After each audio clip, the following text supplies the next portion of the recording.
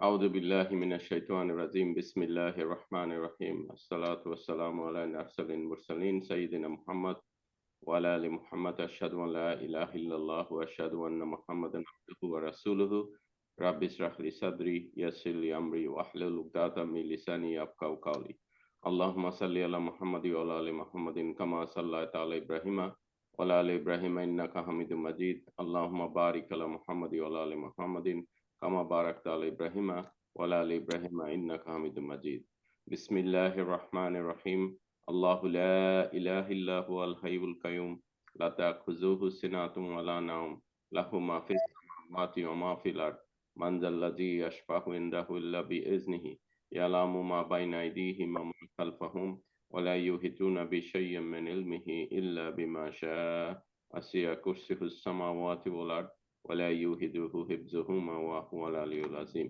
Dear brothers and sisters, Assalamu alaikum wa rahmatullahi wa barakatuh. Thanks for joining today. Our beloved Imam Ahmad Shibli, he is in another meeting at this moment.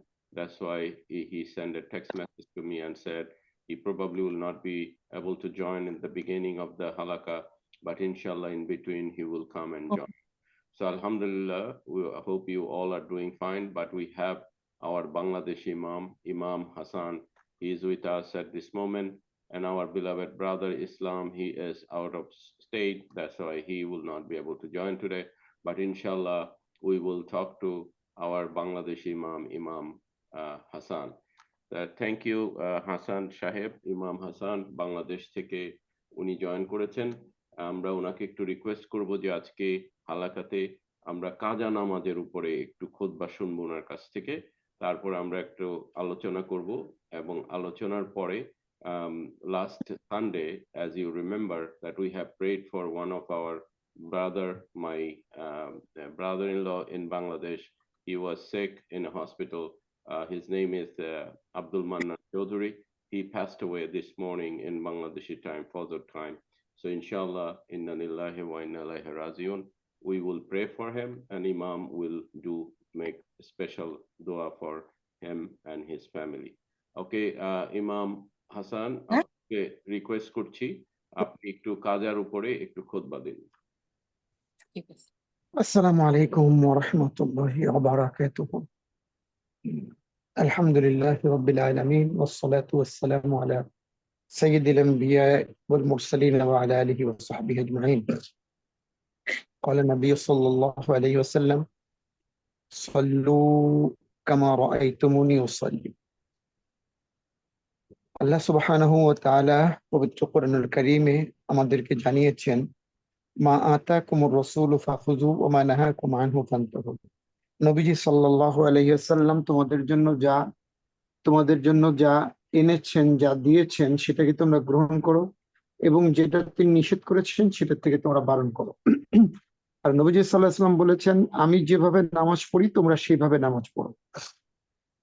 নবীজি সাল্লাল্লাহু আলাইহি ওয়াসাল্লাম কাজা নামাজের ব্যাপারে একটা ইতিহাস আছে। এই ইতিহাসটা যদি আমরা সবাই একটু জানি তাহলে আমাদের জন্য সহজ হবে। ইতিহাসটা হলো যে ওই খন্দকের যুদ্ধ। মক্কাতুল মুকাররমা থেকে হিজরত করে মদিনায় যাওয়ার পরে যখন মক্কাবাসী রাসূল সাল্লাল্লাহু আলাইহি ওয়াসাল্লামকে নিরাপদে থাকতে দিবে না, মদিনায় তারা হামলা করবে, এটা যখন সিদ্ধান্ত হয়ে গেল, তখন নবীজি সাল্লাল্লাহু আলাইহি ওয়াসাল্লাম মদিনার চতুর্পাশে একটা গর্ত, এটাকে বলে পরীক্ষার যুদ্ধ বাংলায় বলে, আর আরবিতে বলে খন্দকের যুদ্ধ। পরীক্ষা মানে গর্ত, খন্দক মানে গর্ত। খন্দকের যুদ্ধ হয়। ওই যুদ্ধে সমস্ত সাহাবায়ে কেরাম, আনসার এবং মুহাজির সবাই শরীক হয়। এমনকি রাসূল সাল্লাল্লাহু আলাইহি ওয়াসাল্লাম নিজ হাতে ওই গর্ত খনন করেন। ওই গর্ত জোহর, আসর, মাগরিব, ঈশা পরপর 4 ওয়াক্ত নামাজ কাজা হয়। একটু আবারও বলছি, জোহর, আসর, মাগরিব, ঈশা 4 ওয়াক্ত নামাজ কাজা। এবং প্রত্যেক ওক্তে জোহরের আজানের সময় হয়ে গেছে, সবাই স্মরণ করতেছে ইয়া রাসূলুল্লাহ আজানের সময় হয়েছে, জোহর, সালাতুজ জোহর, রাসূল বলছেন কাজ করো। আসরের ওক্ত হয়েছে, সবাই স্মরণ করে দিয়েছে আসরের ওক্ত হয়ে গেছে, কাজ করো, মাগরিবের সময় হয়ে গেছে, কাজ করো, এশা হয়ে গেছে, কাজ করো, রাত্র গভীর, গর্ত খননের কাজ শেষ। তখন সবাই ক্লান্ত শ্রান্ত। নবীজি সাল্লাল্লাহু আলাইহি ওয়াসাল্লাম হযরত বিলাল রাদিয়াল্লাহু তাআলা আনহুকে রাখলেন তাঁবুর দরজায় এবং বললেন, ফজরের আজান দিয়ে তুমি আমাদেরকে সবাইকে ডেকে দিবা এবং ফজরের নামাজ পড়ে তারপরে তুমি বিশ্রাম করবা, তুমি ঘুমাবা। আমি আবার বলছি, জোহর, আসর, মাগরিব, ইশা চলে গেল। হযরত বিলাল রাদিয়াল্লাহু তাআলা আনহুকে নবীজি পাহারাদার গেটম্যান রাখলেন। বিলাল রাদিয়াল্লাহু তাআলা আনহুকে বললেন, ফজরের আজান দিয়ে আমরা একসঙ্গে নামাজ পড়বো, তারপরে তুমি আরাম করবা, বিশ্রাম করবা। ঘটনাচক্রে ওই যে ঘুম তো কাউকেই করে না, মানে ঘুম আসলে পারে আর কোনো কিছু মানে না, ঘুম আসেই যায়। হযরত বিলাল রাদিয়াল্লাহু তাআলা আনহু তার অজান্তে ঘুমাই গেলেন। হযরত বিলাল রাদিয়াল্লাহু তাআলা আনহু তার ইচ্ছার অজান্তে ঘুমায় পড়লেন। সরি, আমার কথা কি শোনা যাচ্ছে? হ্যাঁ, একদম ক্লিয়ার, ভেরি গুড, মাশাআল্লাহ জান। আরেকটু বলি, আপনাকে যেহেতু পজই করেছি, আমাদের এখানে অনেকে আছে who doesn't understand Bengali, but what I'm gonna do, or maybe I'll request brother Musle that just give a short summary of what he is saying in English as soon as he's done, so that everybody don't be deserted. The people who are on the call who doesn't understand pure Bangla, inshallah we will do it, so bear with us. Go ahead. আবার শুরু করেন। তখন রাসূল সাল্লাল্লাহু আলাইহি ওয়াসাল্লামের ওই মসজিদে নববীর ছাদ ছিল খেজুর পাতা আর ফ্লোর ছিল কাঁচা মাটি, অর্থাৎ সূর্যের আলো ওই খেজুর পাতার ভিতর দিয়ে নবীজি সাল্লাল্লাহু আলাইহি ওয়াসাল্লামের চেহারা মোবারকে কপালে ঘাম হয়ে গেল। ঘুম ভেঙে গেল। রাসূল সাল্লাল্লাহু আলাইহি ওয়াসাল্লাম উঠে বিলালকে বললেন, বিলাল কি ব্যাপার, তোমাকে তো বলা হয়েছিল আজান দিয়ে আমাদেরকে ডাক দিবা। বিলাল বললেন, ইয়া রাসূলুল্লাহ, আপনাদের যে অবস্থা আমারও একই অবস্থা, আমি আমার অজান্তে ঘুমায় পড়ছি। রাসূল সাল্লাল্লাহু আলাইহি ওয়াসাল্লাম সব সাহাবীদেরকে ডাকলেন এবং পাঁচ ওয়াক্ত নামাজ কাজা আদায় করলেন এবং সিজদায় পড়ে আল্লাহর কাছে কান্না করলেন, ইয়া রাব্বাল আলামিন, ইয়া আরহামার রাহিমিন, আপনি তো ইচ্ছে করলে সবকিছু করতে পারেন, আপনি আমাদেরকে ক্ষমা করে দেন। তখন আল্লাহ রাব্বুল আলামিন নবীজি সাল্লাল্লাহু আলাইহি ওয়াসাল্লামকে জানাই দিলেন, ইয়া রাসূলুল্লাহ, আমি ইচ্ছে করলে আপনাদেরকে নামাজ আদায় করায় নিতে পারতাম, কিন্তু আমি করাইনি এই জন্য যে আপনার নামাজ কাজা হবে না, না হইলেও আমি ইচ্ছে করলে কাজা আদায় করাইতে মানে সত্যিকারের নামাজগুলো আদায় করা নিতে পারতাম, কিন্তু কিয়ামত পর্যন্ত আপনার উম্মতদের অনেক নামাজ কাজা হবে, সেটা তারা কিভাবে আদায় করবে, জাস্ট সেটার প্র্যাকটিসের জন্য আপনাকে এই নামাজগুলো কাজা করানো হইল। আবারও বলছি, ইয়া রাসূলুল্লাহ, আমি আল্লাহ ইচ্ছে করলে আপনার নামাজগুলি যথারীতি যথাসময় আদায় করাইতে পারতাম, কিন্তু কিয়ামত পর্যন্ত আপনার উম্মতদের ইচ্ছায় অনিচ্ছায়, শয়তানের ধোঁকায়, মানুষের কুপ্রবঞ্চনায়, নফসের চাহিদায়, দিনের আলোতে রাতের অন্ধকারে নামাজ কাজা হয়ে যাবে। ওই নামাজগুলি তারা কিভাবে পড়বে এটার প্রশিক্ষণের জন্য আমি 5 ওয়াক্ত নামাজ কাজা করাইলাম। এটা আল্লাহ পাক নবীজি সাল্লাল্লাহু আলাইহি ওয়াসাল্লামকে জানিয়ে দিলেন। সঙ্গে সঙ্গে আল্লাহ রাব্বুল আলামিন নবীজি সাল্লাল্লাহু আলাইহি ওয়াসাল্লামকে জানিয়ে দিলেন যে যারা এই নামাজগুলি যথারীতি আদায় করবেন, আল্লাহ পাক সেটাকে কাজাকে আদা হিসাবে গ্রহণ করবেন, কাজাকে কাজা হিসেবে গ্রহণ করবেন না। এখন কাজা কিভাবে পড়বে? আমার ফজরের নামাজ আমি আদায় করতে পারি নাই, আমি একটা একটা করে বলছি। ফজরের নামাজের সময় হলো সূর্য ওঠার আগে, আমি পড়তে পারি নাই, অসুস্থতার কারণেই হোক আর যে কারণেই হোক আমি পড়তে পারি নাই। ফজরের নামাজের মাসালা হলো ইদাস্তাইকাজতা ফাসল্লি, ইদাস্তাইকাজতা ফাসল্লি, ইদা মানে যখন, ইস্তাইকাজতা ঘুম থেকে উঠবে, ফাসল্লি সঙ্গে সঙ্গে ফজরের নামাজটা পড়ে নেবে। আপনার ঘুম ভাঙছে 8টায়, কিন্তু এটা কিন্তু একেবারে প্রতিদিনের নিয়ম হইলে কিন্তু চলবে না। আবার এটা হলো আকস্মিক, হঠাৎ, ব্যতিক্রম। আপনার ঘুম ভাঙছে 7টায় 10টায়, অর্থাৎ সূর্য উঠে গেছে, নাস্তার টাইম চলে গেছে, আপনি উঠে আগে ফজরের নামাজটা পড়ে নেন, এটা আপনার কাজা হবে না, এটা আপনার কাজা হবে না। কিন্তু আপনার জোহরের নামাজের আগে ফজরের নামাজের, অন্যথায় জোহরের নামাজের আগে ফজরের নামাজটা আপনাকে আদায় করে নিতে হবে। জোহরের নামাজের আগে ফজরের নামাজটা আদায় করে নিতে হবে। অনুরূপ ভাবে জোহরের নামাজ আপনি আদায় করতে পারেন নাই, আসরের নামাজের আগে আপনাকে এই নামাজটা আদায় করে নিতে হবে। আসরের আজানের আগ পর্যন্ত এই নামাজটা কিন্তু কাজা হবে না। মাগরিবের সূর্য ডোবা পর্যন্ত আসরের নামাজ আপনি পড়তে পারেন নাই, মাগরিবের আগে আর সুযোগ নাই, মাগরিবের পরে আপনাকে ওইটা কাজা আদায় করতে হবে। মাগরিবের নামাজ এক নামাজ আর এক নামাজের আজানের আগ পর্যন্ত কাজা হয় না, কাজা হয় না, পড়ে নিতে পারবেন। হ্যাঁ, যদি কাজা হয়ে যায় তখন কি করবেন? তখন আপনি অন্য নামাজের আগে সেই নামাজটা আদায় করে নেবেন। যেমন মনে করেন একটা কথার কথা, আর একটা আছে, সেটা হলো জীবনের কাজ। আমার জীবনে অনেক নামাজ আমি আদায় করতে পারি নাই, যে কোনো কারণে হোক। সেটা হলো যে আপনি যেমন জোহরের আগে আপনি 4 রাকাত কাজা আদায় করে নিলেন, এটাকে অনেকে উমরিয়া কাজা বলে, অনেকে বাংলায় জীবনের কাজা বলে, বাকি কাজা। তো এই আসরের আগে আপনি 4 রাকাত আসরের নামাজ কাজা আদায় করে নিলেন। মাগরিবের পরে আপনি, মাগরিবের আগে পড়া যাবে না, সূর্য ডোবার পরে মাগরিবের আগে কোনো নামাজ নাই। মাগরিবের পরে 3 রাকাত কাজা আদায় করে নিলেন। ঈশার আগে ঈশার 4 রাকাত কাজা আদায় করে নিলেন। সরি, আর একটা কথা, আপনাকে কিন্তু বেতেরের নামাজও কাজা আদায় করতে হবে, কেননা ওটা কিন্তু ওয়াজিব। বেতেরের নামাজের আগে 3 রাকাত বেতের কাজা করে নিলেন। এইভাবে আপনি আদায় করতে করতে করতে করতে একটা সময় দেখা গেল যে আপনার জন্ম থেকে আপনার নামাজ আর কোনো, মানে যখন ফরজ হয় নাই, জন্মের পরে আপনি ইম্যাচিউর ছিলেন, তখনকার নামাজগুলো আপনার আদায় হয়ে গেছে। তখন কি হবে? আল্লাহ সুবহানাহু ওয়া তাআলা নবীজি সাল্লাল্লাহু আলাইহি ওয়াসাল্লামের মাধ্যমে আমাদেরকে জানাইছেন যে সমস্ত নফল নামাজগুলি আল্লাহ রাব্বুল আলামিন আমাদেরকে অতিরিক্ত জান্নাতে যাওয়ার জন্য অতিরিক্ত আল্লাহ পাক আমাদেরকে নিয়ামত দান করবেন, অর্থাৎ আমাদের ফরজের জায়গাগুলি ওই কাজা নামাজ দিয়ে শূন্য পূরণ করবেন, আমাদের গুনাহগুলি মাফ করবেন এবং জান্নাতে যাওয়ার জন্য সহায়ক হবে। আমি কাজা নামাজের উপর সংক্ষিপ্ত আপনাদের সামনে পেশ করছি। মাশাআল্লাহ, মাশাআল্লাহ। আই থিংক আমিও যেটা একটু আগে বলেছিলাম, আমার আন্ডারস্ট্যান্ডিং এর সাথে আপনি যা বললেন অনেকই মিল আছে, যে আমাদের নফল পড়তে হবে, নফলগুলি দিয়ে আল্লাহ আমাদেরকে অন্যগুলিকে ব্যালেন্স করবে।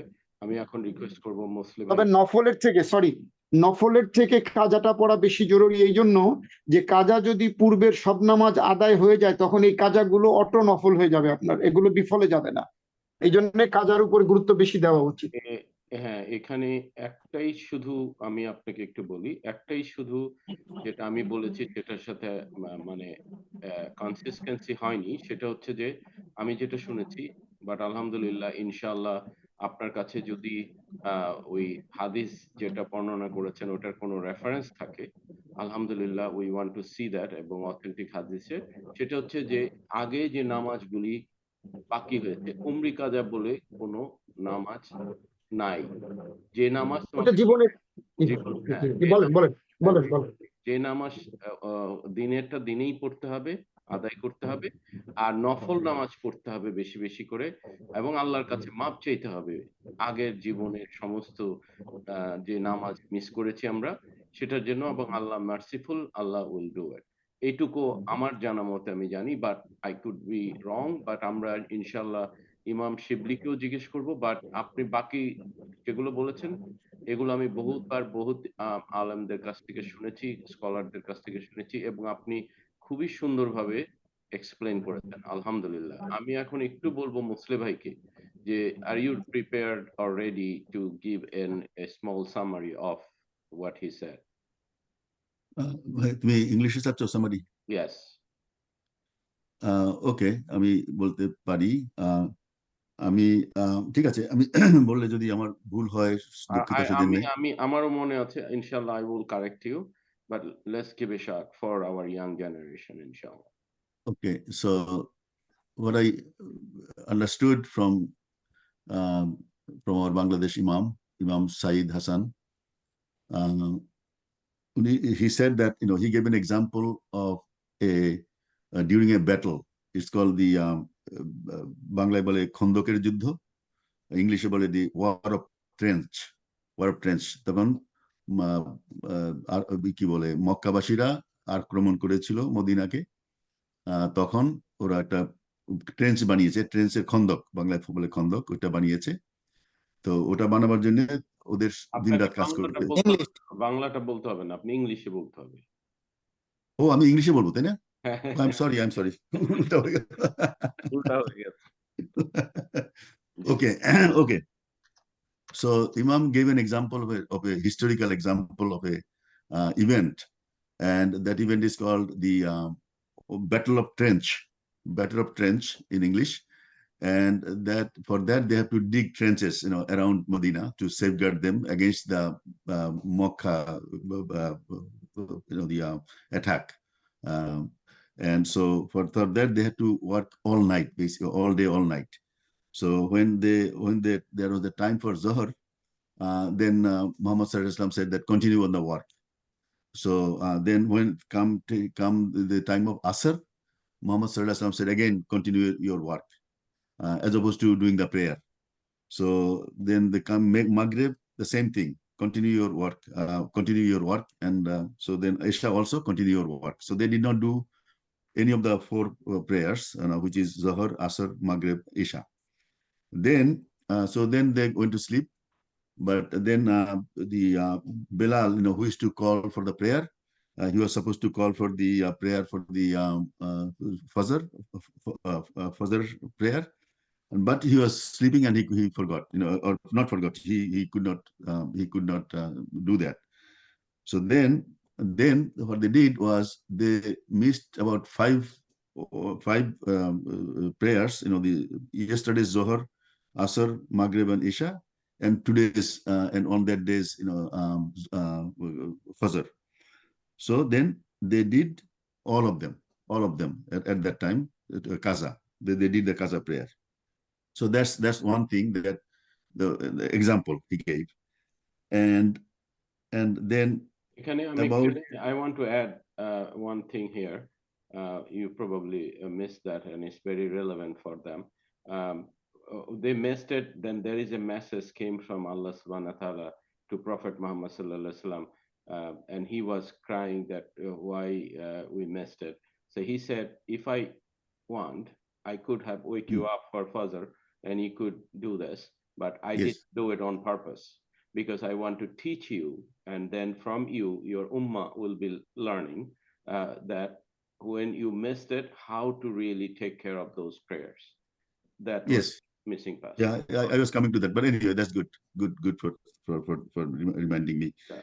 So then they did the five prayers. So now the other topic is that what do you do with your lifetime missing of the prayers? And so for that, as I understood the Imam, he said that if you missed many in your lifetime, what you can do is cover them up by repeating the kaza after the regular prayer. So every day you do it. Since you do not have a count, so you do not know exactly when you will be completing your past the prayers that you missed. So he also said that and he gave us when you are supposed to do that. After the regular prayer, you do the kaza for the past missing prayers. Okay, so he also did the details of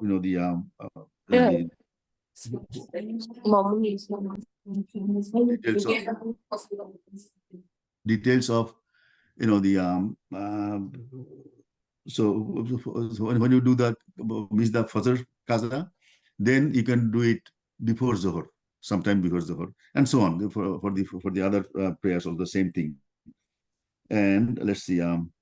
Okay, now, here I want to add something for our young generation again. There was a little disagreement between what Imam from Bangladesh said about the lifetime Qaza prayers.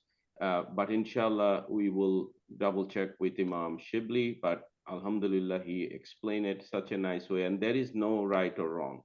In Islam, there are a lot of school of thoughts. That one is called a school of thought says something, another school of thought says something else, and there are many disagreement on those school of thoughts, and we don't know. And Allah also mentioned, do not fight for it. Allah knows the best which one is correct, which was not correct, Yes. so that your belief is important. So sorry Mamun ভাই, আমি একটু বলতে পারি? of course. Mamun ভাই, এই জায়গাটা মনে হয় একটু আমার বলতে বা আপনার বুঝতে একটু হয়েছে। সেটা হলো যে আমি বলছি যে কেউ কেউ কোরআন এবং হাদিস, কেউ কেউ এটাকে উমুরিয়া কাজা বা জীবনের কাজা বলে থাকে। Oh, but okay. আমি কেউ কেউ শব্দটা বলছি যে উমুরিয়া কাজা বা জীবনের কাজা বলে থাকে। কোরআন হাদিসের কোনো রেফারেন্স কিন্তু আমি এখানে দেই নাই। Very good. বুঝছেন? এবং এই কাজা যদি আপনি পড়তে থাকেন, এক সময় এমন লাভ আপনার এটা যে আপনার জীবনের জন্মের থেকে দেখা যাবে আপনার নামাজ সব আদায় হয়ে গেছে। এবং এই কাজাটা যখন হয়ে যাবে আদায়, তখন এটাকে ওই অতিরিক্ত যেটা হয়ে গেল আপনার, ওইটা নফলের খাতায় অটো চলে যাবে, অটো নফল হয়ে যাবে। Okay. আমি সেটা কিন্তু কোনো কোরআন এবং হাদিসের দলিল দিয়ে আপনাকে বলিনি। মাশাআল্লাহ, আমি তাহলে ওইটা খুব ভালো করেছেন এখন বলে। For everyone, উমুরিয়া কাজা বলতে কোরআনে হাদিসে কিছু নাই, বাট এটা হলো ওমর মানে হলো জীবন, জিন্দেগি। কাজা মানে হলো যেটা পড়তে পারি নাই। তা আমার জন্মের থেকে ধরেন, আমার কথা যে আমি এখন 60 বছর বয়স, আমি 30 বছরে নামাজ ধরেছি, বাকি 30 বছরে নামাজ পড়তে পারি নাই। আমি যদি ওইটা প্রত্যেক ওয়াক্তে রিকাভারি করি, একসময় দেখা যাবে আমার বয়স 80 হয়ে গেছে।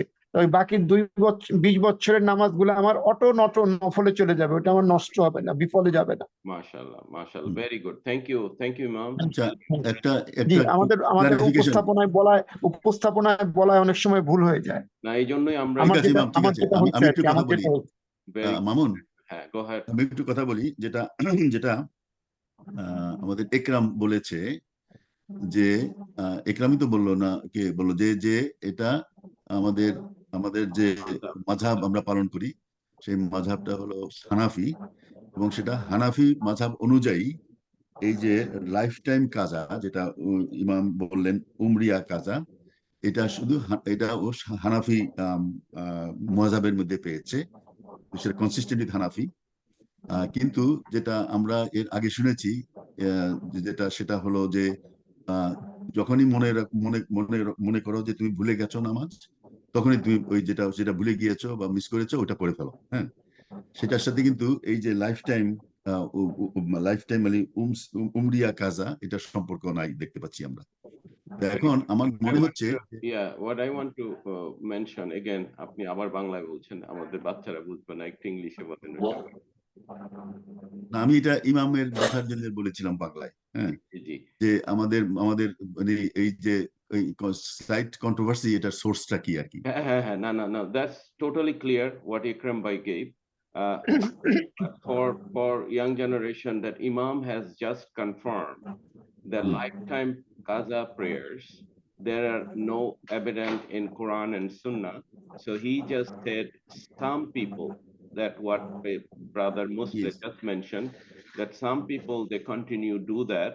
But that's fine. Namaz is namaz. There is nothing wrong with it. More namaz we pray, which is also Imam mentioned, that's going to be rewarded as a nafal, inshallah, in the future, and you will be rewarded. So I recommend that everybody pray as much as possible. Alhamdulillah. Anything else, brother? এখানে মামুন ভাই, যেহেতু মাযহাবের একটা কথা আসছে, আমি কি এখানে একটু কথা বলবো? Of course, please. আমরা সমস্ত মাযহাবগুলোকে সম্মান করি এবং সমস্ত মাযহাবগুলিকে আমরা মানে কি বলি, স্যালুট করি, সম্মান করি। এখানে যেমন আমরা ইমাম আবু হানিফা রহমাতুল্লাহ আলাইহিকে ফলো করি, এর মানে এটা না যে উনি বলেছেন এটাই করতে হবে, তা কিন্তু না। যেমন মনে করেন, আমরা ফজরের নামাজ, ইমাম দাঁড়িয়ে গেছেন, আমি যাই দেখলাম যে আমার নামাজটা পাবো না, জামাতটা পাবো না, আমি সুন্নাতটা পড়ে নিলাম না, ফরজটা পড়লাম, সুন্নাতটা আমার রয়ে গেল। ইমাম আবু হানিফা রহমাতুল্লাহ আলাইহি বলেন, তুমি কেন নামাজটা পড়তে পারলা না, সুন্নাতটা পড়তে পারলা না, তুমি কেন আগে আসলা না? তুমি বসে থাকো সূর্য ওঠা পর্যন্ত, সূর্য উঠবে তারপরে তুমি সুন্নাত পড়বা। এটা হলো ইমাম আবু হানিফা রহমাতুল্লাহ আলাইহির মত, যাতে এরপরে তুমি আর কখনো এটা না করো, তুমি একটু সময় নিয়ে আসো, সুন্নত পড়ো, তারপরে ইমামের সাথে ফরজ পড়ো। কিন্তু বাকি অন্যান্য ইমামরা বলেন যে না, তা হবে না, তুমি যে সূর্য ওঠা পর্যন্ত হায়াত পাবা তার তো কোনো গ্যারান্টি নেই। তুমি ফজরের ফরজটা পড়েই তুমি সুন্নাতটা পড়ে নাও। Right. আমি কিন্তু তাই করি, আমি কিন্তু ফরজের পরেই সুন্নাতটা পড়ে নেই যদি এরকম কোনোদিন হয়ে থাকে। ছাত্র জীবনে হয়েছে, অনেক সময় ছাত্র জীবনে হয়েছে, আমি কিন্তু ফরজের পরেই পড়ে নেই, সূর্য ওঠা পর্যন্ত অপেক্ষা করি না। তার মানে এই জায়গায় কিন্তু আমি ইমাম আবু হানিফাকে ফলো করতে পারি নাই। ইমাম আবু হানিফাকেই যে ফলো করতে হবে এমন কিন্তু কোনো কথা নাই, সেটাও একটু আমি বললাম। আমরা সব ইমামদেরকেই শ্রদ্ধা করি, সম্মান করি। Brilliant. Thank you so much, Imam. Very nice. Alhamdulillah. আপনি খুব সুন্দর মতো বলেছেন, খুব clear. Okay, brother Musle, you wanna add anything? না না, এটাই ভালো, খুব সুন্দর হয়েছে আর কি। সেটাই হলো যে আমরা কিন্তু ওই যে আমাদের ইমাম শিবলি যে আগে বলেছিলেন, যেটা আমরা ডিসকাস করেছিলাম, সেটাও ঠিক এখন মনে হচ্ছে। আবার আজকে ইমামের কাছ থেকে যা আমরা শুনলাম, সেটাও ঠিক। এবং উনি এটাও বলেছেন যে বিভিন্ন মাযহাবে বিভিন্ন রকম থাকতে পারে, আমরা সবগুলোই রেসপেক্ট করি এবং সবগুলোই পালন করি। আমি কি Alhamdulillah. বাংলা কি ইংলিশে বলতে হবে এটা নাকি? ঠিক আছে, ঠিক আছে। I think it's fine. Thank you so much. Appreciate it. Okay. So, yeah, আমার মনে হয় না একটু ইংলিশে বলে দেন, বাচ্চারা হয়তো লাস্ট টপিকসটা বুঝে Okay, for our younger generation, what this Imam said is that we have different mazhab, also called the jurisprudence, legal documents by a number of scholars, but none of them are exclusively applicable for any of us. We can follow from any of them, and they have disagreement, but all of them are valid. So even though we follow Abu Hanifa most of the time in India, in India and Bangladesh, Pakistan, but we don't have to. And if there's any difference, we respect that. So there is nothing, concrete on this. And this reminds me of, what we learned from Imam Shibli about Qaza at one time, which is also valid, which is not exactly like what, about the Mazhab of Abu Hanifa there. So everything is valid. So the bottom line is that we have differences of practices, but all of them are valid. And if we don't follow one thing, then we still respect that particular process. MashaAllah. Thank you. Very good. Alhamdulillah. I think it's a great start from Brother Ikram. And then it's a great discussion from Imam Saidul Hassan. And I think it's very clear. So I'm going to now come to the Q&A session. I will ask our young generation that do you have any question in these topics? I see there are two iPhone. There is no name. I don't know who are they, but I see Imad. I see Jana. Mahmoud bhai, I just want to say my last, it's called the conclusion, one thing about the discussion. Can you allow me to do that? Now I will come to you because you will end it. So inshallah, that's the plan. I will come to you, but let's start. Okay. I'll not be here now. I have to come back to Niger. Okay. So if you need to leave, then go ahead. I will allow it to go. Yeah, this is just one sentence. Please. Is that even we have learned today about the Qaza, it should be unintentional. That intentionally we keep our or miss our any salat, that is not a valid thing. Right. That is, we have to be bear in our mind. That's the thing I want to say. MashaAllah, thank you. MashaAllah. Very good. Thank you, Brother Ikram. All right. Any young brothers and sisters, do you have any question on this topic? All right. If not, I will come back to our sister. I see that many sisters joined today. Alhamdulillah. Any sister has any question on this topic? Sister Rumi, Sister Biti, Sister Moni, Sister Abida, Sister Zana. Zana. Yes, Sister Zana. I saw her. Thanks for joining, Zana. Wa alaikum assalam. Go ahead, Sister Abida. I just want to tell you that our life, especially here, the context is our workplace life in the USA, how busy it is. I don't know, I don't want to explain to you in detail this, you guys also know about it. So it is very, very stressful sometimes, especially weekdays. So a lot of time, of course, in our workplace, we have something that we have to attend or participate. Then we are not attend or participate, that you are not, we know that, oh my gosh, it's a prayer time, huh? Your mind goes like, okay, oh my God, can I make it? Oh, I'll do it. Okay, how? So you run, because then you need to do oju. So that you have to run to bathroom, and bathroom system doesn't have that kind of doing oju, you just do and rush and do it. Because I'm saying that whenever I go out bathroom, sometimes do oju, and I come out, I see other person is waiting for the bathroom. Then I say, oh. So I try to keep the oju as much as I can do. And then if it's kaja that I cannot pray at that time, I always pray after, because even if because I don't have choice. And if I don't pray after the meeting or doing my work, I feel really miserable. As soon as I pray, knowing that is kaza, but it helps me to move on. Otherwise, I won't be able to function. That I'm trying to say. Another thing I learned from this Imam from Bangladesh, that you always, those which I missed in my life, that could be prayed after each time, right? That will be added. Am I right? Yeah, go ahead. Yes. Yeah, am I right? So that's good idea. So from today, I'll do this, start doing it. That I'm trying to say. If I missed any prayer in my life, so that I can do it now, and that will be counted. That's all.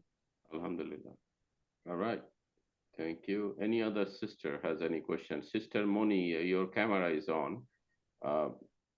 I don't know if you intend to keep your camera on. No. Okay. So I have a question that I heard that during Asr prayer, you cannot do any Kaza prayer. Is that right or not? That's the question I have.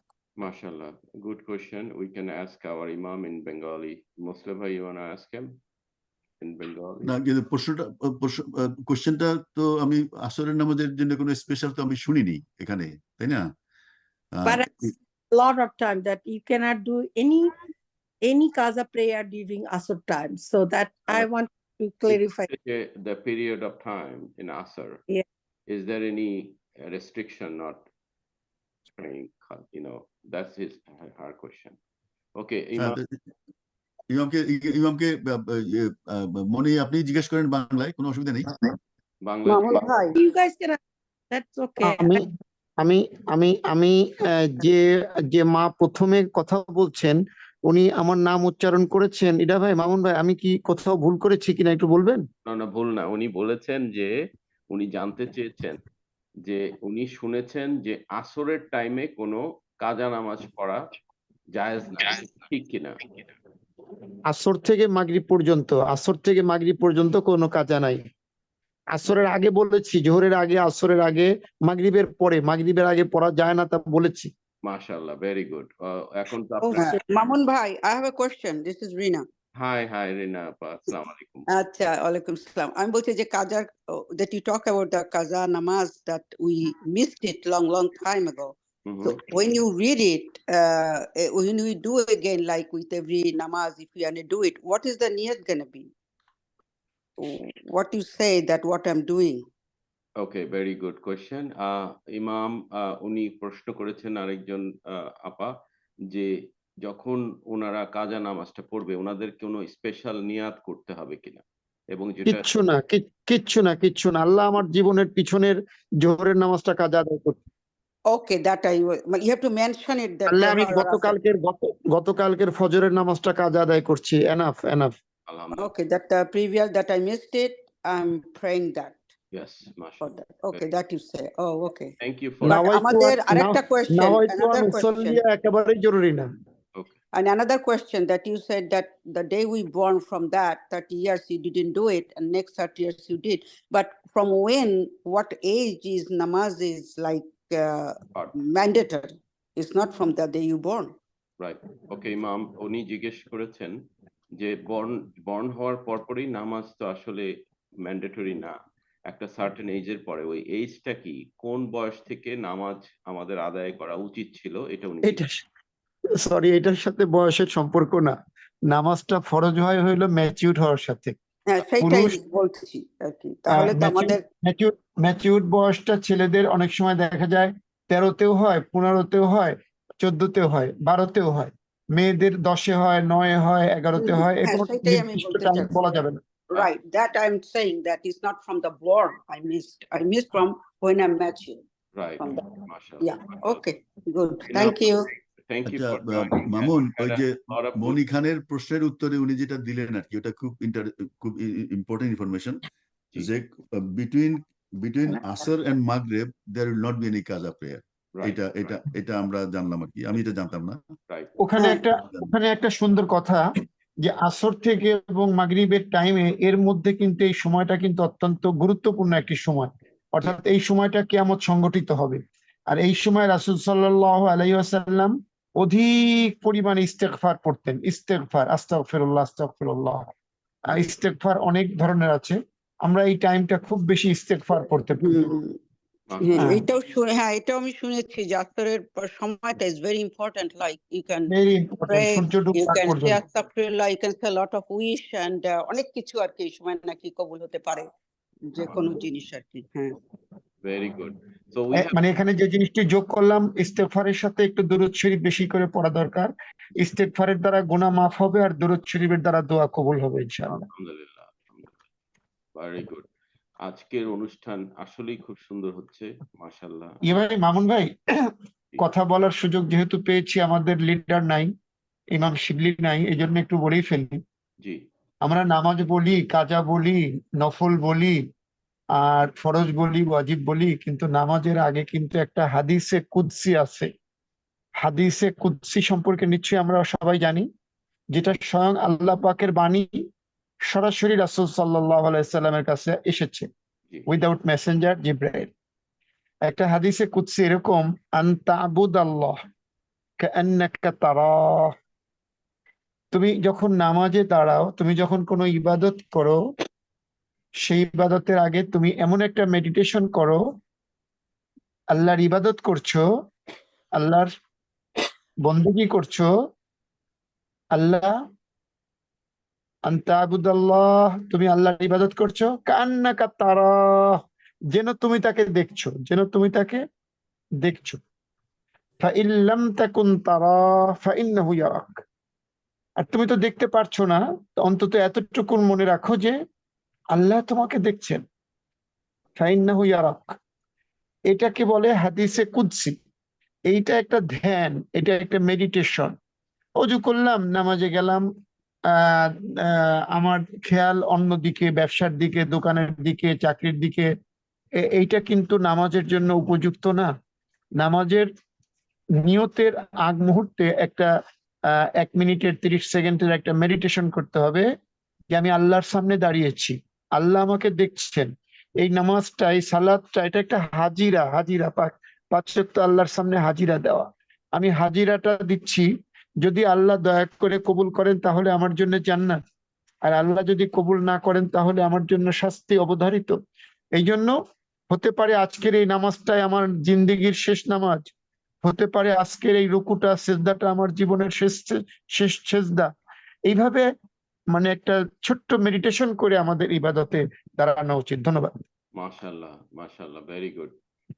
I want to Mamun, আমার একটা প্রশ্ন আছে, এটা relevant to this সারমন, যেটা বললেন ইমাম, সেটা হলো দ্যাট দেয়ার, আচ্ছা আমি বাংলাতে বলি, ইমাম বুঝতে পারবেন। যে সেটা হলো, আমাদের এক গ্রুপ লোক আছে, আমি বলবো না তারা ঠিক বা বেঠিক, তাদেরকে বলে কোরআনিস্ট বলে ইংলিশে, এখন বাংলায় কি বলে আমি ঠিক জানি না। তারা কোরআনের বাইরে আর কিছু বিশ্বাস করে না, তারা বিশ্বাস করে না, হাদিসে বিশ্বাস করে না, তাদেরকে বলেই কোরআনিস্ট, যে কোরআন ছাড়া আমাদের অন্য কিছু দরকার নেই। এটা হলো তাদের তথ্য আর কি। তো সেখানে সেই অনুযায়ী হাদিস তারা কোনো হাদিসই মানে না তারা অ্যাকসেপ্ট করে না। তো হাদিস কুদসিটা তো একটা ইম্পর্টেন্ট ডিফারেন্স ফ্রম আদার হাদিস, বিকজ এটা আল্লাহর থেকে সরাসরি এসছেন মোহাম্মদ সাল্লাল্লাহু আলাইহি ওয়াসাল্লামের কাছে, তাই না?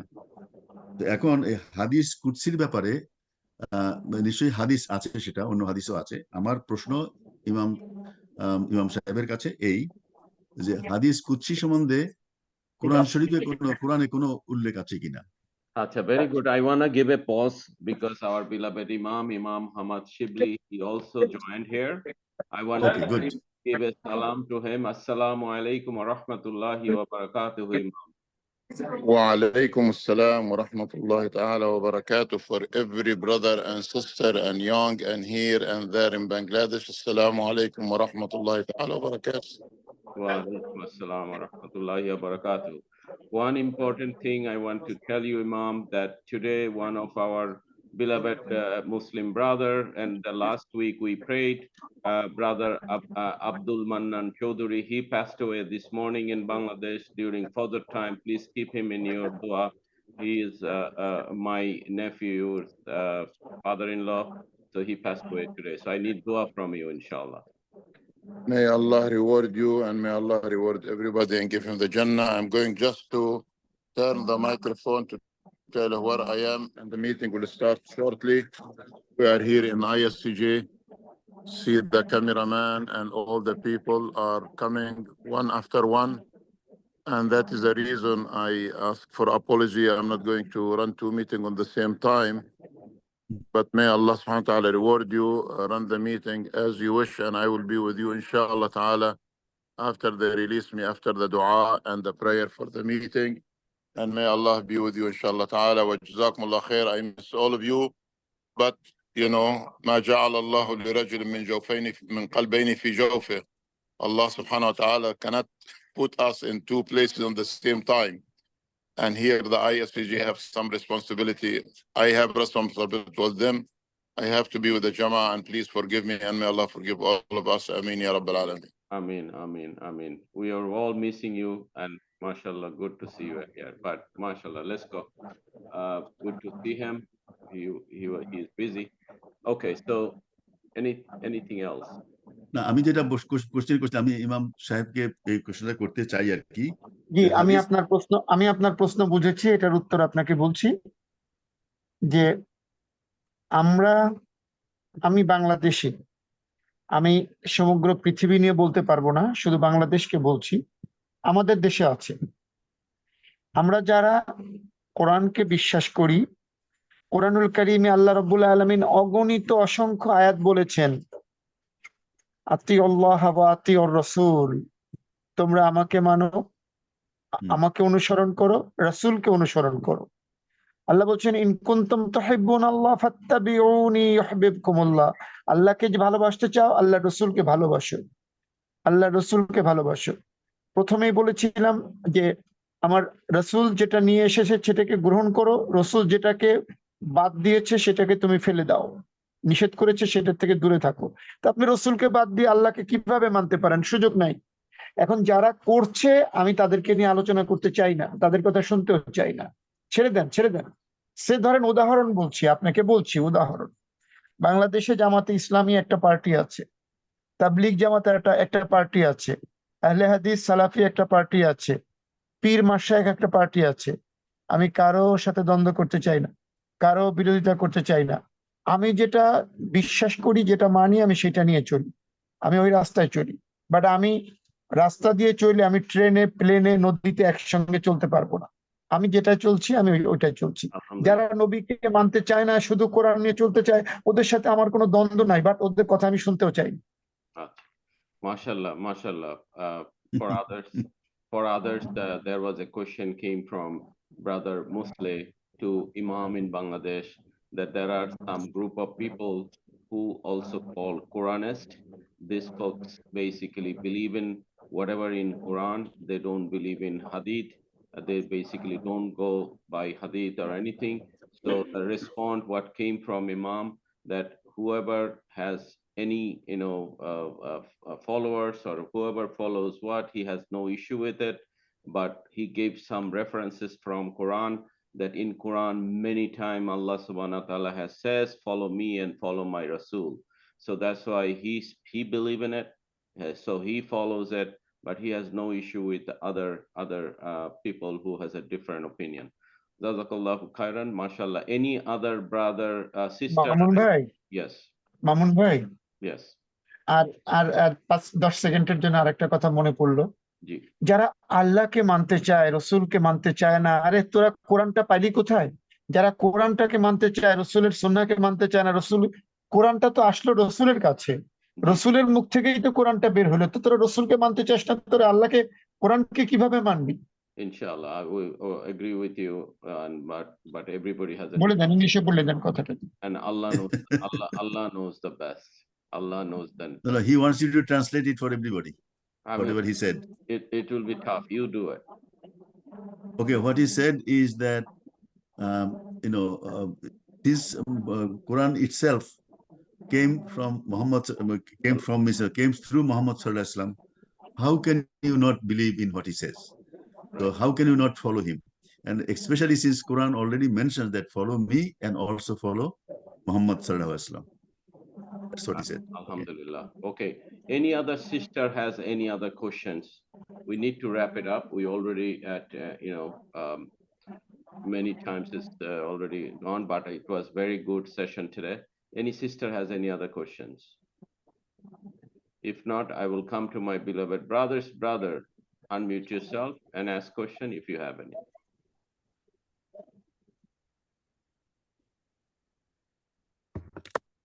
Okay, Brother Billah, I saw that you tried to unmute yourself and then go back to mute again. I don't know if it was intentional. Brother Mir, you are unmuted.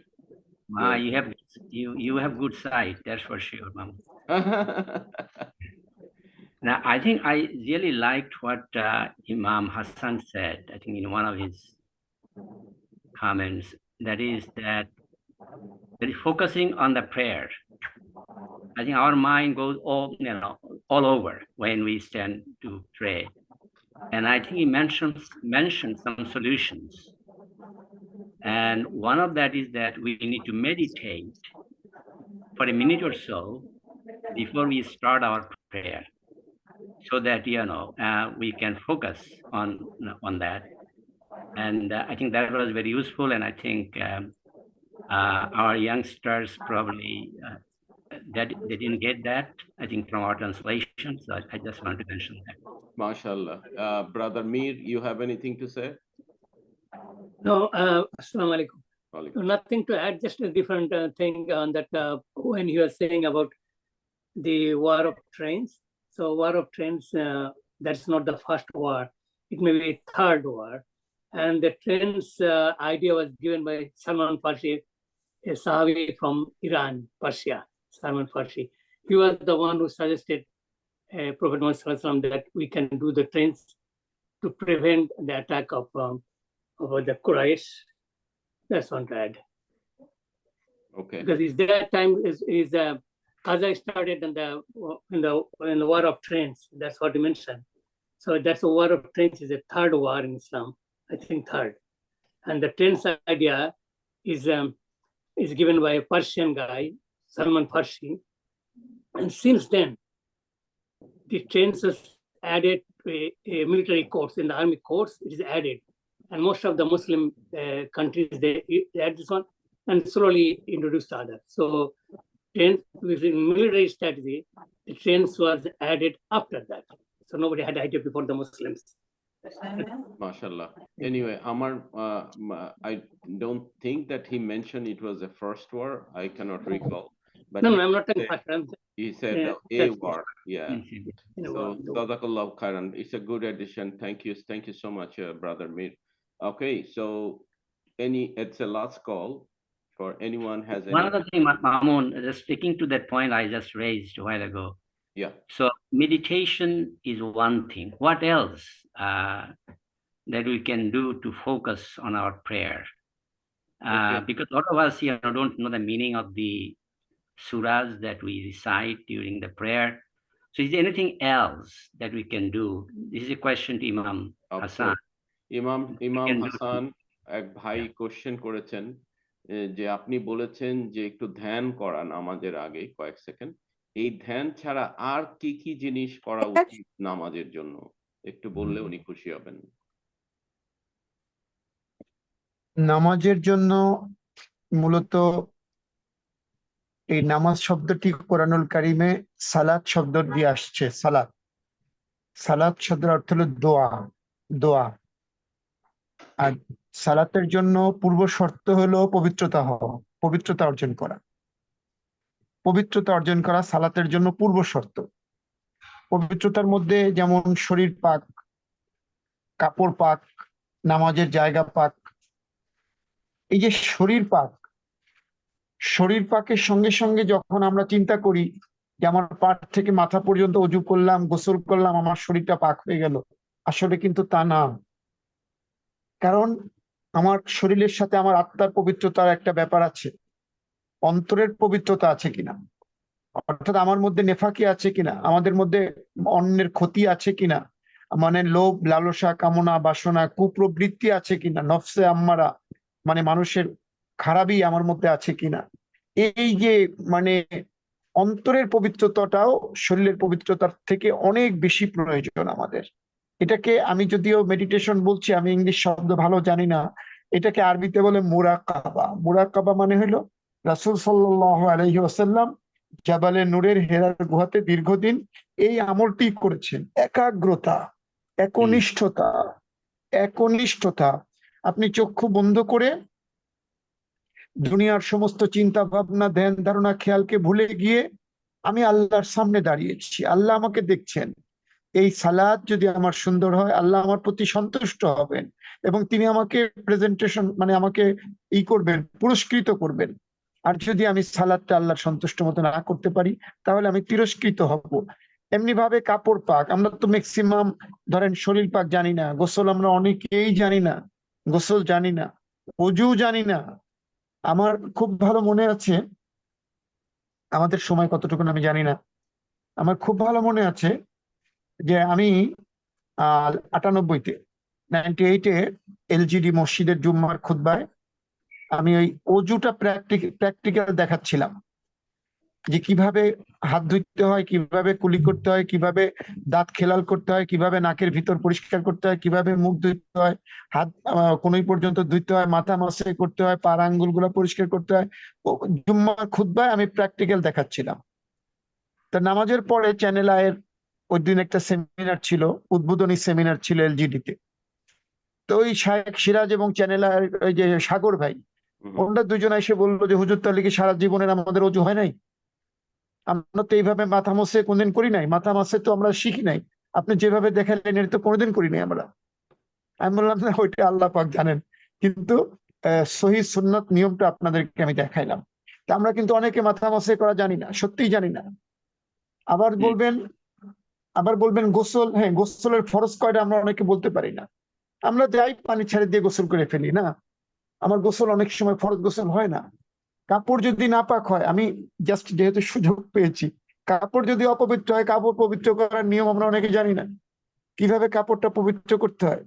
কাপড়টা সাবান দিয়ে না, কাপড়টা যদি আপনি জমজম পানি দিয়ে ধোন আর নবীজি সাল্লাল্লাহু আলাইহি ওয়াসাল্লামের নিয়ম অনুযায়ী না ধোন, তাহলে কিন্তু এটা পবিত্র হবে না। সুতরাং এই পবিত্রতার উপর একদিন আপনি পুরো একটা প্রোগ্রাম করতে আমার পারেন। মনে হয় যে আমরা কোনো একটা অনুষ্ঠান করতে পারবো, সেদিন আপনি একটু ভালো লাইটেড, আপনাকে লাইট দিয়ে ভালো ভিডিও কলে আসবেন এবং আমাদেরকে দেখাবেন প্র্যাকটিক্যালি যে কিভাবে করতে হয়। ইনশাআল্লাহ আমরা ওটা করব। বাট ধন্যবাদ আপনি এটা বলার জন্য। ওকে, এখন যিনি প্রশ্নটা করেছিলেন উনি যে মানে নামাজের আগে যে শর্তগুলা, এগুলো এক একটার উপরে আলোচনা, অনেক লম্বা আলোচনা, আমি সংক্ষিপ্ত উনি বুঝছেন কিনা। জি জি, বিল্লাহ ইমাম সাহেব আমি বুঝতে পেরেছি, অনেক ধন্যবাদ, আপনি খুব সুন্দরভাবে এক্সপ্লেইন করেন। আপনি আমি Mashallah, very good. Okay, now I want to tell little bit about our Imam Hassan, who is joining from Bangladesh. For the people who are on a call, many of them probably not know about him. He is a Imam, he is a member of Imam Foundation in Bangladesh, and he is officially blind. He's a, but mashallah, he is a Quran Hafiz, and he's one of the son. He's studying in Medina University right now with the full scholarship. Alhamdulillah, he is also Quran Hafiz. So it is a big deal for us that Imam like him, he comes to our halaka every Sunday, and especially for young generation who are on the call at this moment, try to come every Sunday, 10 o'clock. Believe it or not, a lot of people is doing a lot of things, but you are coming here, hearing these good things, and connecting with Allah subhanahu wa ta'ala, you will be rewarded for it. At this moment of time, I want to go back to dua. Mamun, one other little thing I want to mention about Imam Hassan. Right. He runs an orphanage. Oh, yeah, that's another thing I missed it. Yeah, that is something I think we should. He runs a woman orphanage home. Also, as per my belief, that is also a madrasa that they also become. So it's an amazing thing he is doing in Bangladesh. Inshallah, আমি যখন বাংলাদেশে যাব, আমি ইমাম হাসানের এতিমখানা ওখান থেকে আমি লাইভ করব আপনাদের জন্য। সবাইকে আমি দেখাবো যে উনি কত সুন্দর সুন্দর কাজ করছেন।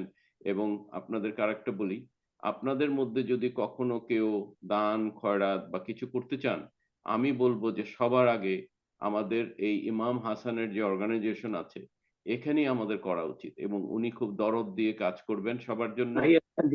ইনশাআল্লাহ সবাই দরদ দিয়ে উনি কাজ করবেন আমাদের জন্য, ওনার ফিলিংস অন্যরকম আমাদের জন্য। সো যদি কোনো রকমের চ্যারিটি, কোনো রকমের ডোনেশন কিছু দরকার হয়, আপনি আমার সাথে যোগাযোগ করতে পারেন, আমি হুক আপ করে দিব, অথবা ওনার সাথে ডিরেক্টলি যোগাযোগ করতে পারেন। এবং ওনার যে অন্ধ মাদ্রাসা আছে মহিলাদের, ওই মাদ্রাসার মাধ্যমে আপনারা অনেক ভালো কাজ করতে পারেন ইনশাআল্লাহ ইন দ্য ফিউচার। সো আমি ইমাম সাহেব, মামুন ওই ওনার নাম্বারটা ইয়েতে আছে, হোয়াটসঅ্যাপে তোমার সাইডে আছে, সুতরাং আমি ওগুলো আপনাদেরকে হোয়াটসঅ্যাপে অ্যাড করে আমি ওগুলো ইনশাআল্লাহ শেয়ার করে দিব। আর আমি ইমাম সাহেব আপনাকে একটু রিকোয়েস্ট করব যে আপনি একটু স্পেশাল দোয়া করবেন আমাদের। মামুন ভাই আপনার কথার সাথে একটু ছোট্ট যোগ করি। অবশ্যই। যে আমি মেয়েদের মাদ্রাসা চালাই এটা কিন্তু না, শুধু আমার বাবা মার কাছ থেকে, আমার আব্বা আম্মার কাছ থেকে আমি যে সম্পদটা পেয়েছি ফরিদপুরে, এটাকে 100% ডেসিমেল বলে, 100% জমি, আমি পুরা জমিটাই ওখানে ওয়াকফ করেছি ফরিদপুরে। এবং সেখানে আমি একটি 2003-এ আমি ওখানে একটা কারিগরি কলেজ করেছি কম্পিউটারের উপরে, এবং সেই কলেজটা গভর্নমেন্ট এমপিওভুক্ত হয়ে গেছে, মানে টিচাররা সরকারি বেতন পায়, স্টাফরা সরকারি বেতন পায় কলেজের। এবং ওখানে আমার একটা দৃষ্টি প্রতিবন্ধী ছেলেদের মাদ্রাসা আছে, ব্লাইন্ড ছেলেদের মাদ্রাসা আছে, গেরদা প্রতিবন্ধী মাদ্রাসা এতিমখানা, একটা সমাজ কল্যাণ পাঠাগার আছে ফরিদপুরে। এক কথায় ফরিদপুরে আমার প্রতিষ্ঠানের নামে 100% জমির উপরে আমার একটা প্রতিষ্ঠান। ডক্টর একরাম হক, উনি সম্ভবত নিজ চোখে ওনার ওয়াইফকে নিয়ে, ওনার ছেলেকে নিয়ে আমাদের এখানে ভিজিট করেছেন। আর মেয়েদেরটা হলো ঢাকা মিরপুরে ভাড়া বাড়িতে। এটা আমাদের অনেক অনেক অনেক খরচ হয়ে যায়। আমার 54,000 টাকা মাসে বাড়ি ভাড়াই, তারপরে আপনার সবকিছু নিয়ে টিচারদের প্রায় 1,30,000-40,000 টাকা প্রতি মাসে খরচ। এটা জাকাত ফান্ডের থেকেই মেইনলি হয়। আমরা ওই স্পন্সর সিস্টেমে এক একটা বাচ্চা এক একজনকে স্পন্সর করতে অনুরোধ করে থাকি সাধারণত। তো এটার উপরে আপনি একদিন একটা এই সাদাকার উপর একদিন একটা প্রোগ্রাম করতে পারেন, তাহারাতের উপর একদিন একটা প্রোগ্রাম করতে পারেন। আগের থেকে আজকে জানাই দিলেন আগামী সপ্তাহে কোনটা হবে, তাহলে সবাই একটু প্রিপারেশন নিতে পারে যে আগামী সপ্তাহে তাহারাতের উপর আমরা একটু দেখে আসবো, আগামী সপ্তাহে সাদাকার উপর একটা প্রোগ্রাম করবো, দেখে আসতে পারি, আগামী সপ্তাহে আমরা তাজকিয়া আত্মশুদ্ধির উপর একটা প্রোগ্রাম করব। এইভাবে হতে পারে, একটা বিষয় ভিত্তিক আলোচনা হতে পারে, চিন্তা করে দেখতে পারেন সবাই। সুন্দর কথা বলেছেন। এখন আমাদের সাথে আমার যে রিলেটিভস, যে আমার যে বিআই মারা গেছেন, তার মেয়ে আছে এখানে, রেহানা পলাশ, আপনারা দেখতে পাচ্ছেন। তার মেয়ের জামাই আফতাব, ও আছে এখানে। আমি রিকোয়েস্ট করব আপনাকে ইমাম হাসান, আপনি একটু খাস দিলে আব্দুল মান্নান চৌধুরী, উনি আজকে সকালে ফজরের সময় চলে গেছেন। Please make a special dua, and I will request all the member of this halaqah to make a special dua for him and his family, inshallah. Jazakallahu khairan. আলহামদুলিল্লাহ, আলহামদুলিল্লাহ। দোয়ার আগে আমরা সবাই ভাবি যে রাসূল করিম সাল্লাল্লাহু আলাইহি ওয়াসাল্লাম আমাদেরকে জানিয়েছেন, যখন তোমরা কোনো মৃত ব্যক্তিকে দেখো, মৃত ব্যক্তি সম্পর্কে অবগত হও, সঙ্গে সঙ্গে চিন্তা করো তোমাকেও যেতে হবে, তোমাকেও এই পথযাত্রী হতে হবে। ইন্না লিল্লাহি, নিশ্চয়ই আল্লাহ আমি আপনার কাছ থেকে এসেছি, ওয়া ইন্না ইলাইহি রাজিউন, নিশ্চয়ই আমরা আপনার কাছেই আবার ফিরে যাব। তার মানে পুরোটাই কিন্তু আমার চিন্তা, আমার ভাবনা, আমার পরিশুদ্ধি, হ্যাঁ, আমার নিজেকে নিয়ে ভাবনা করা যে আমি কি অবস্থায় আছি। যিনি তো চলে গেলেন আল্লাহ ভালো জানেন, আল্লাহ রাব্বুল আলামিন তাকে তওবা অবস্থায় নিয়েছেন, ঈমানের সাথে নিয়েছেন, সে তো জান্নাতি। আমার কি হবে, আমার কোন অবস্থায় চলে যাব আমি? তো এই যে নিজেকে নিয়ে যে ভাবা চিন্তা করা, এইটা আল্লাহ রাব্বুল আলামিন খুব বেশি পছন্দ করেন। কেন? রাসূল করিম সাল্লাল্লাহু আলাইহি ওয়াসাল্লাম বলেছেন, কিছুক্ষণ আল্লাহ সৃষ্টি সম্পর্কে, কিছুক্ষণ নিজের সম্পর্কে, কিছুক্ষণ আল্লাহর কুদরত সম্পর্কে চিন্তা করা, কোথাও আছে 60 বছর, কোথাও আছে 70 বছর নফল ইবাদতের থেকে উত্তম। এই যে চিন্তা করা, তাফাক্কারু ফি খালকিল্লাহ, আল্লাহর সৃষ্টি সম্পর্কে চিন্তা করো। আল্লাহ প্রতিদিন কত মানুষ নিয়ে যাচ্ছেন। আজকে একটা অ্যাক্সিডেন্ট দেখলাম, একটা প্রাইভেট কার তার ব্রেক ফেল করে কয়েকটা লোক মানে চাপা দিয়ে মারা গেল। আজকে দেখলাম সন্ধ্যার পরে। তো এইরকম আমার অ্যাক্সিডেন্টটা যেমন, সেই ড্রাইভারটাও হয়তো সেরকমই ছিল, হয়তো সে কাঁচা ড্রাইভার ছিল, বাচ্চা ড্রাইভার, অথবা নতুন ড্রাইভার, অথবা সে অন্যমনস্ক ছিল, আমাকে পিছন থেকে মেরে দিল। হয়তো 2 আগস্ট আমার জীবনের শেষ দিন ছিল। আল্লাহ সুবহানাহু ওয়া তাআলা আপনাদের সাথে মিলাবেন, আপনাদের সাথে আজকে শরীক করবেন, আপনাদের সাথে আমরা কিছু শিখতে শিখতে মরতে পারবো, কিছু শিখতে শিখতে আল্লাহর কাছে যাইতে পারবো। সবাই ছাত্র হিসেবে আল্লাহর কাছে যেন আমরা কবুল হয়ে যাই, আল্লাহর কাছে যেন মাকবুল হই, আল্লাহর কাছে যেন আমরা রেজিস্ট্রেশন নিতে পারি স্টুডেন্ট হিসেবে। আল্লাহ পাক আমাদের সবাইকে সে তৌফিক দান করেন। সেজন্যই হয়তো হায়াত আল্লাহ পাক আমাকে ফিরিয়ে দিয়েছেন। তাই আমরা সবাই আসুন আমাদের জীবনের সমস্ত চিন্তা ভাবনা, ধ্যান ধারণা, খেয়ালকে ভুলে যাই। মরহুম আব্দুল মান্নান চৌধুরী সাহেব আমাদের মাঝ থেকে চলে গেছেন। তিনি আমাদের বাবার মতো, তিনি আমাদের মুরব্বীর মতো। মুরব্বী, অবশ্যই মুরব্বী, আমাদের কারো বাবা, কারো চাচা, কারো মামা। এমনি ভাবে আপনজন, আত্মীয় স্বজন অনেকেরই চলে গেছেন, সবারই চলে গেছেন, অনেকেরই দাদা নাই, নানা নাই।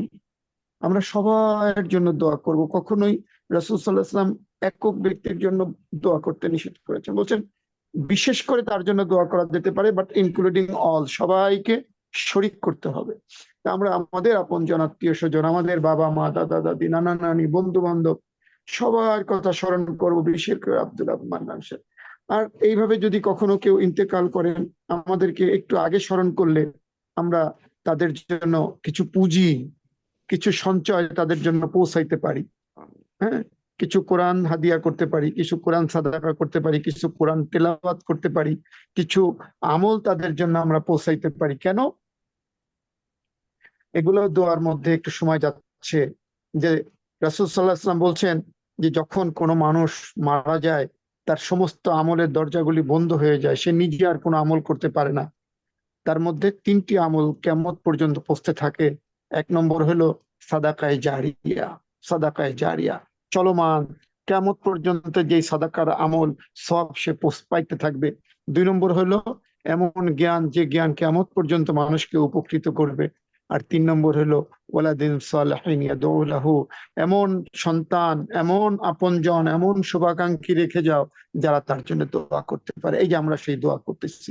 আসুন আমরা সবাই মরহুম, মরহুম মানে যার প্রতি আল্লাহ দয়া করেছেন, মাগফুর যাকে আল্লাহ ক্ষমা করে দেন, তার জন্য মরহুম আব্দুল মান্নান চৌধুরী সাহেবকে আল্লাহ পাক যেন মাফ করে দেন।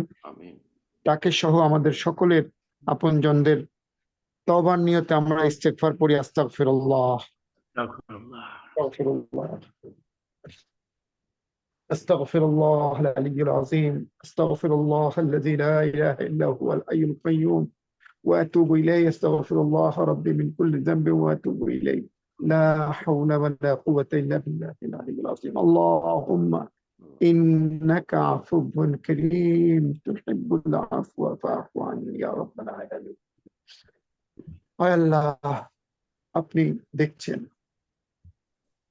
আসুন আমরা সবাই কবর জিয়ারতের নিয়তে যে যেখানে শুয়ে আছেন, আল্লাহ যেন আমাদের এই দোয়া তাদের কবরে পৌঁছিয়ে দেন। একবার সূরা ফাতিহা পড়ি।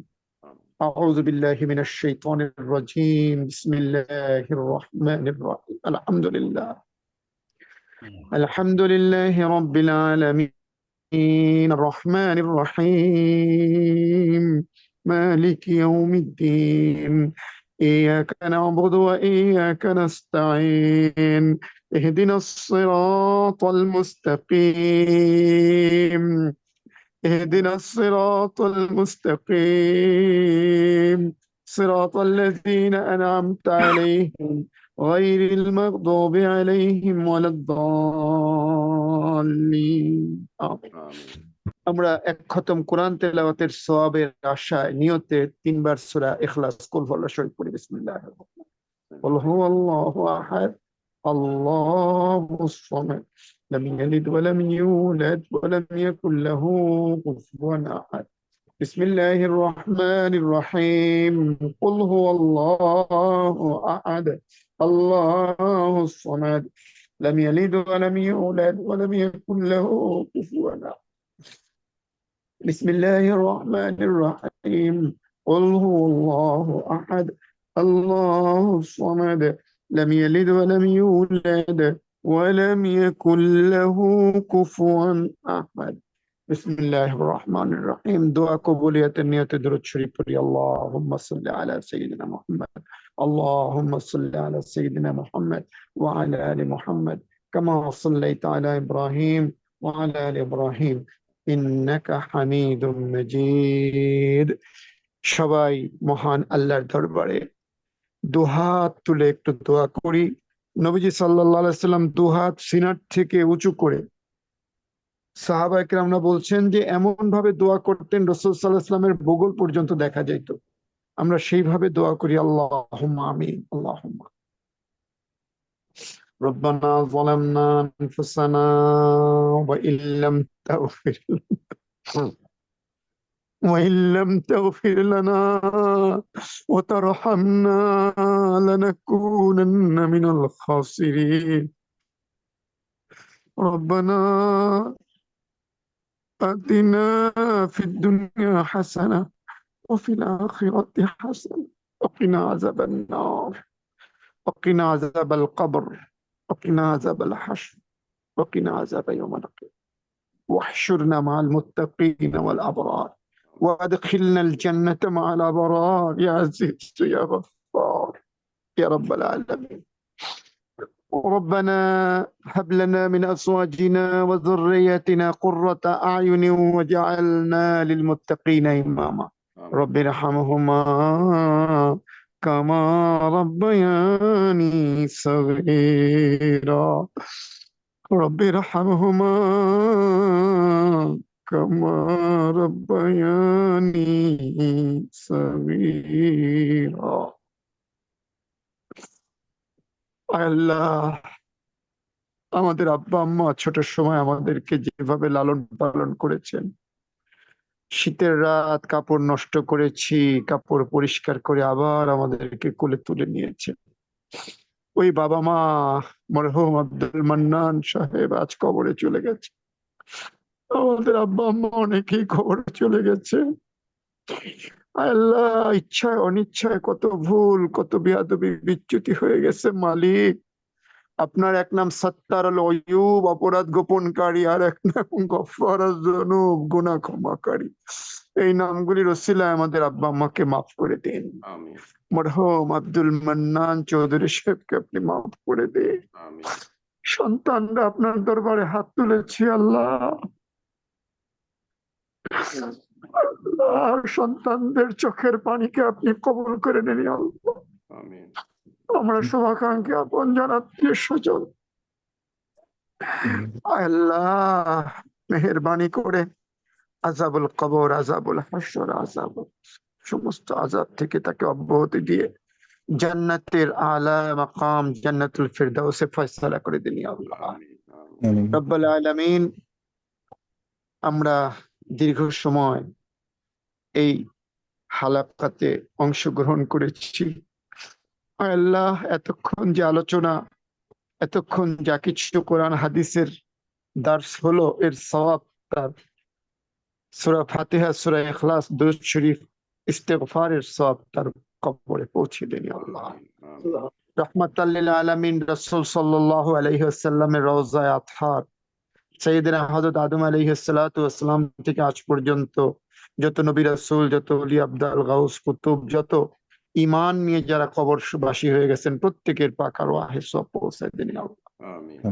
সব পৌঁছায় দেন আমাদের জন্মদাতা বাবা, আমাদের গর্ভধারিণী মা, আল্লাহ আমাদের শ্বশুর শাশুড়ি, আমাদের পিতৃকুল, মাতৃকুল, বন্ধুকুল, বান্ধবকুল, বিশেষ করে এই হালাকাতে আমরা যারা হাত তুলেছি, আমাদের আল্লাহ আপনজন, আত্মীয় স্বজন যারা দুনিয়ার থেকে চলে গেছেন, বন্ধু বান্ধব, সকলের পাক আরওয়াহে সওয়াব পৌঁছায় দেন আল্লাহ। তাদেরকে জান্নাতের সুগন্ধি কবরে পৌঁছায় দেন, জান্নাতের ফেরেশতাদের দিয়ে কবর খুব ভয়ঙ্কর জায়গা আল্লাহ, আপনার রহমত ছাড়া ওখান থেকে আমাদের শান্তির কোনো উপায় নেই আল্লাহ। মেহেরবানি করে শাস্তিকে আপনি হারাম করে দেন, শান্তি অবধারিত করে দেন আল্লাহ। মেহেরবানি করে জান্নাতের হাওয়া কবরে আপনি পৌঁছায় দেন, জান্নাতের সাথে কবরের একটা সুসম্পর্ক করে দেন ইয়া আল্লাহ। আয় রব্বাল আলামিন, ইয়া আরহামার রাহিমিন, পরিবার পরিজনকে ধৈর্য ধারণ করার তৌফিক দেন আয় আল্লাহ। সবরে জামিল ইখতিয়ার করার তৌফিক দেন আয় আল্লাহ। আমরা চলতে বলতে, আমাদের হাঁটতে, আমাদের ইশারা, আমাদের চোখের, কানের, মুখের কত না গুনাহ হয়ে যায়, কত না ভুল ত্রুটি, বেয়াদবি, বিচ্যুতি হয়ে যায় আয় আল্লাহ। আপনি মেহেরবানি করে মাফ করে দিন, আমাদের যতদিন হায়াত রেখেছেন আপনার হুকুম অনুযায়ী চলা সহজ করে দিন আয় আল্লাহ। আমাদের সন্তান সন্ততি দেশে, দেশের বাইরে যে যেখানে আছে, প্রত্যেককে আপনার রহমতের চাদর দিয়ে ঢেকে দিন আয় আল্লাহ। আপনার রহমত, বারাকাত, নেয়ামত এর শামিয়ানার নিচে তাদেরকে আশ্রয় দান করেন আয় আল্লাহ। যাবতীয় নিরাপত্তা তাদেরকে দান করেন, সুশিক্ষা দান করেন, সুন্দর জীবন দান করেন, পবিত্রতম জীবন দান করেন আয় আল্লাহ। পরিবারের মধ্যে ভালোবাসা, মহব্বত আপনি বাড়িয়ে দেন, সন্তান সন্ততি, ছেলে মেয়ে, বিবি বাচ্চা, সকলের মধ্যে আপনার মহব্বত, নবীজির মহব্বত, কোরআন হাদিসের মহব্বত পয়দা করে দিন, বৃদ্ধি করে দিন আল্লাহ। আমাদের অন্তরকে আপনার নূরের আলোকে আলোকিত করে দিন আল্লাহ। অন্তরের সমস্ত প্রকার কালিমা, অন্তরের সমস্ত প্রকার অন্ধকার আপনি দূর করে দিন আল্লাহ। লোভ, লালসা, কামনা, বাসনা, সমস্ত প্রকার কুপ্রবৃত্তি থেকে আমাদেরকে আপনি হেফাজত করেন আল্লাহ। আল্লাহ আমাদের অন্তরকে আপনি আলোকিত করে দিন আল্লাহ। আমাদের অন্তর তো গুনায় গুনায় অন্ধকার হয়ে গেছে মালিক আল্লাহ। আপনার জিকির বেশি করে করার তৌফিক দান করেন, নবীজি সাল্লাল্লাহু আলাইহি ওয়াসাল্লামের প্রতি অধিক দরুদ ও সালাম পেশ করার তৌফিক দান করেন আল্লাহ। মেহেরবানি করে আব্দুল মান্নান চৌধুরী সাহেবকে আপনি মাফ করে দেন, আমাদের দোয়াকে কবুল করে নেন আল্লাহ। আপনার ঘর কাবার চতুর্পাশে যারা এই মুহূর্তে তওয়াফ করতেছেন, সাফা মারওয়াতে যারা সাই করতেছেন, আমার নবীজির রওজায়ে আতহারে যারা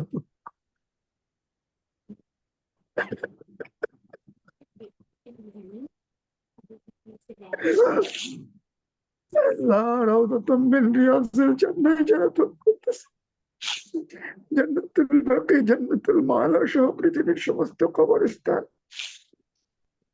মসজিদে, মাদ্রাসায়, ঘরে বাইরে যারা দোয়া করতেছে, সকলের দোয়ার সাথে আমাদের দোয়াকে কবুল করে নেন, আমাদের সমস্ত দান খায়রাত গুলি কবুল করে নেন, আমাদের সাদাকা গুলি কবুল করে নেন, আমাদের সমস্ত আমলগুলি কবুল করে নেন বিহুরমাতে সাইয়্যিদুল মুরসালিন। একদিন এই সুন্দর পৃথিবী থেকে আমরা সবাই তো চলে যাব, মৃত্যুর সেই কঠিন মুসিবতের সময় আপনার নাম লইতে লইতে, আপনার গুণ গাইতে গাইতে আল্লাহ আমার নবীজি সাল্লাল্লাহু আলাইহি ওয়াসাল্লামের নূরানি চেহারা মোবারক দেখতে দেখতে আমাদের প্রত্যেকের মুখে জারি করে দেন কালেমায়ে তাইয়্যিবা লা ইলাহা ইল্লাল্লাহু মুহাম্মাদুর রাসূলুল্লাহ। আসসালামু আলাইকুম ওয়া রাহমাতুল্লাহি ওয়া বারাকাতুহু। ওয়ালাইকুম আসসালাম ওয়া রাহমাতুল্লাহি ওয়া বারাকাতুহু। Thank you. সবাই সবাইকে মাফ করে দেই, সবাই সবাইকে মাফ করে দেই, সবাই সবার জন্য দোয়া করি, আমিন আমিন সবাই সবাইকে মাফ করে দিই, দুনিয়াবাসীকে মাফ করে দিই। আমিন। I want to Mamun, quickly I have a ask. suggestion. Yeah, I want to quickly, I'm coming back to you, Muslim. I want to quickly ask, first of all, I want to thank, Imam Hassan for beautiful dua, alhamdulillah. After Yohannes, I know that Rehana Palash is his daughter, and I don't know if he will be able to speak or not, but after Yohannes says something. I just want to say thank you to everyone for gathering to pray for him. It means a lot to all of us, and we can continue only to pray for him that he may reach some peace, and that we can all reach some peace with this. And and inshallah, we can come through and pull together and move on and with our grief and everything. So thank you everyone for your prayers. Inshallah, we'll make it through. Thank you, appreciate it. Okay, brother Muslim, you wanted to say something? I wanted to say exactly the same thing you're doing. I was suggesting that his relatives, the son, daughter, if they are here, we can have a memorial. They can talk about the memory of their father, their relative. So that's what I was going to suggest. MashaAllah, Thank you. MashaAllah. I don't know if Rehana is in position to speak. I know behind the scene there are many people who are praying in my home. My wife, my daughter, they are also praying. I know that behind the scene, a lot of people also raised hand. This is not the only folks who are on the screen. So thank you, everyone. I don't know if anyone from the family wants to speak. Is anyone from Bangladesh?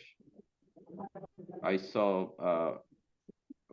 Brother Mannan's another daughter, Polly, was on the call before from Bangladesh. I think she left. Is Rehana related to him?